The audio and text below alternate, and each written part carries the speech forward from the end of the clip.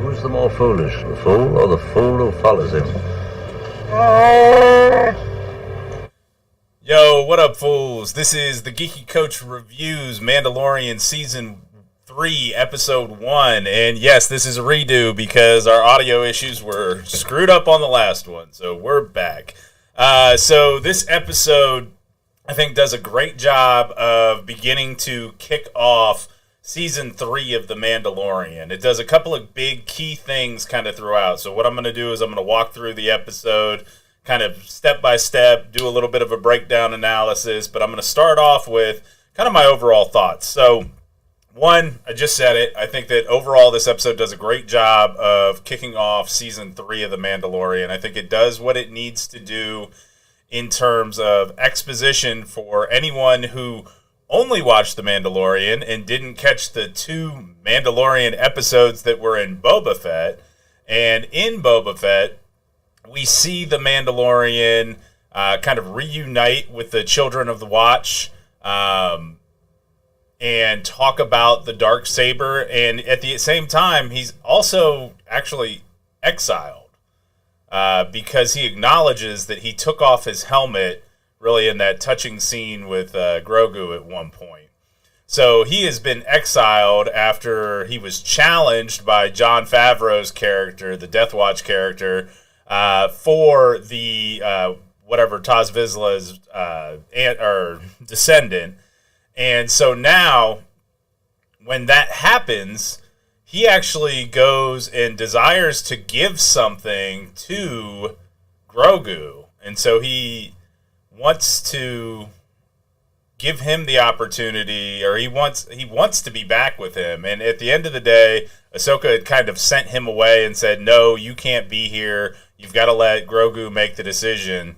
And in the next episode, Grogu does make his decision. And Luke sends him off, I think in his own X-Wing, and Grogu reunites with the Mandalorian in that second Mandalorian-focused episode of Boba Fett. And you get all of that in about 6 sentences of dialogue in this first episode of Mandalorian Season 3. One where Mando is talking to the armorer, and she kind of reiterates, like, you're not welcome here. And then later on, he has a similar conversation with Greef Karga. So the episode starts off with what I thought was a flashback. I actually thought it was a flashback to when Din Djarin was indoctrinated or brought into the Children of the Watch, because it really starts off with the armorer forging a new Mandalorian helmet. You see her go to present it to a child, and then this creature that kind of has a mix of an alligator comes out of this lake, tries to grab the child, the armorer saves her, and the Mandalorians begin battling this monster. This tells us a couple of things. One, the Children of the Watch that we saw in Boba Fett Season 2, where it had been really just brought down to Ta Vizsla and the Armorer, they've rebuilt their numbers. We see a number of folks there with the Children of the Watch. So it looks like they've been busy kind of rebuilding their numbers. They are battling this monster, and in comes Din Djarin in his new Naboo starfighter that, again, I think was built in Boba Fett, or maybe it was built at the end of Mandalorian. So they come in, they do that. The armorer explains, hey, you're exiled, you're not allowed here. And we kind of get a reiteration of the Mandalorian's arc and quest for this Season 3.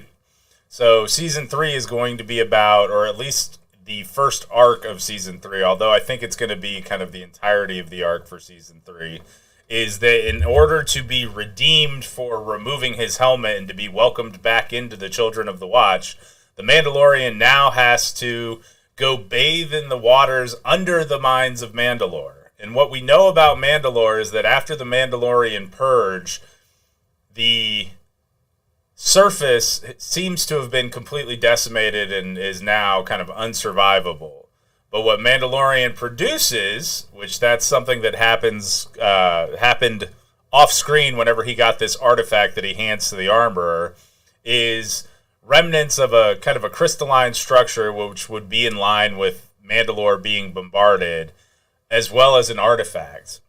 and it looks like some sort of stone tablet or stone writing. So we get that bit of information, and with all of that, Mando kind of goes off on his journey for the episode. And the journey for the episode seems to be that he is really trying to recruit folks that are willing to kind of go with him back to Mandalore. And the first stop that he makes is he heads to Navarro, where Carl Weathers' Grief Karga is, handling business on the streets of Navarro, showing that he's an upstanding citizen now. And Navarro is now, a legit colony, and they're not going to turn a blind eye to some of the dirt that had been going on there in the past.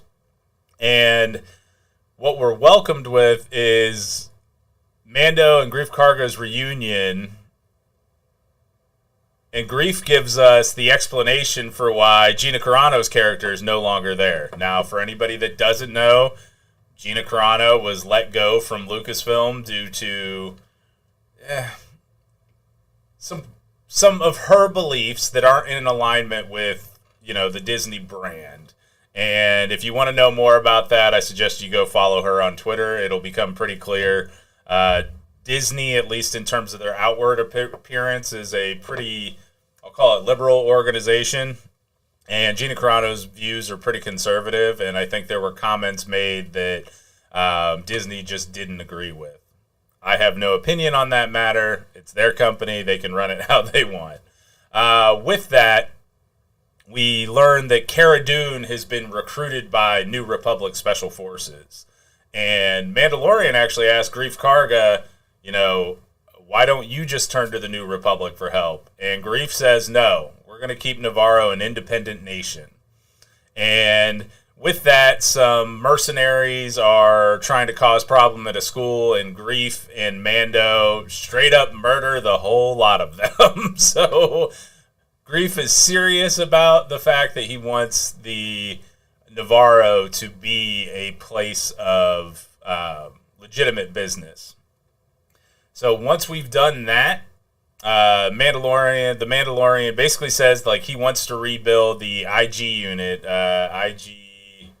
I'm blanking on what the number is, but the IG unit that helped him in the first season.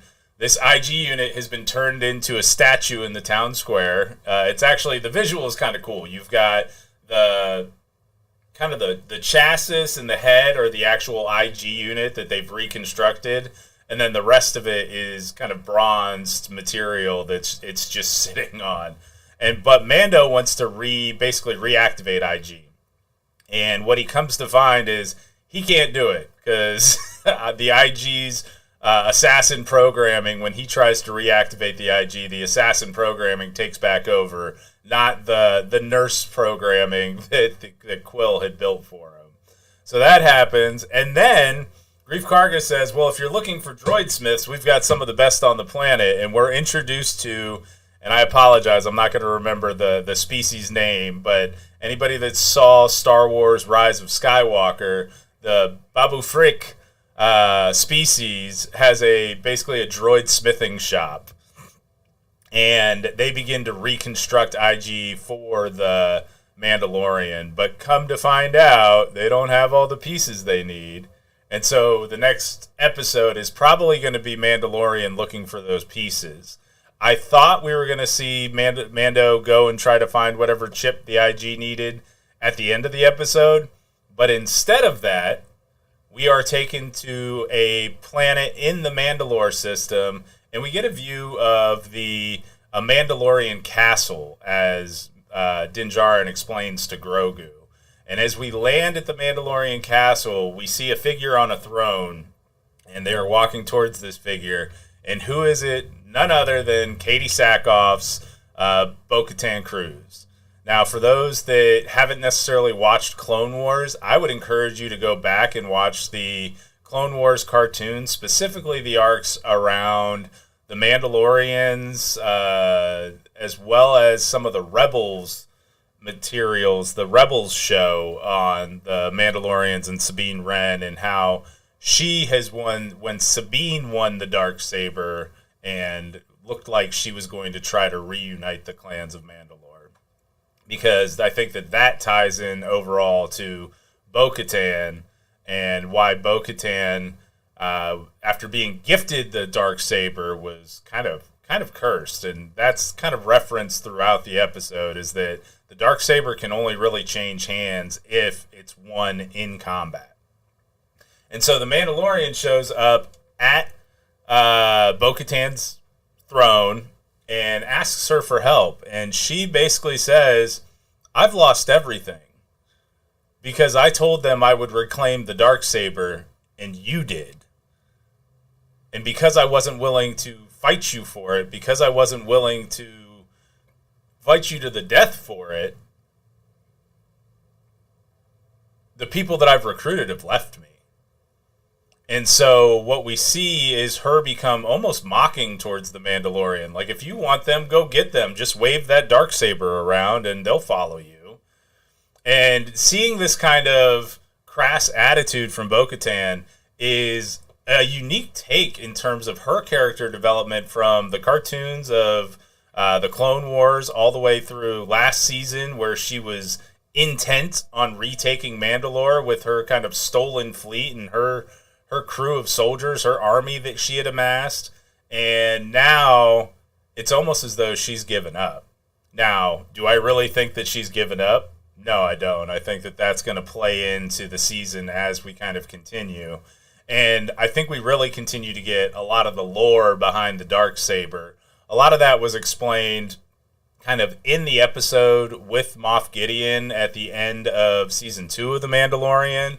There was also a lot of it explained kind of throughout those episodes within Boba Fett. So if you're feeling a little lost on the lore of the Darksaber, I think it's the final episode of Mandalorian Season 2, and I think it's episodes 6 and 7 of Boba Fett that really kind of play that intermediate story between Mandalorian Season 2 and Mandalorian Season 3.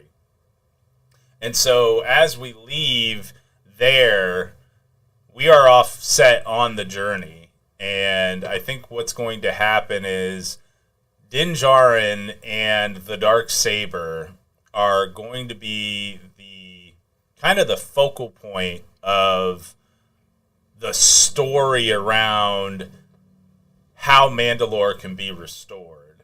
I think the overall arc of Season 3 is going to be the Mandalorian, Din Djarin, making his way back to Mandalore and finding a way to bathe in the waters under the mines of Mandalore so that he can be reaccepted into the Children of the Watch.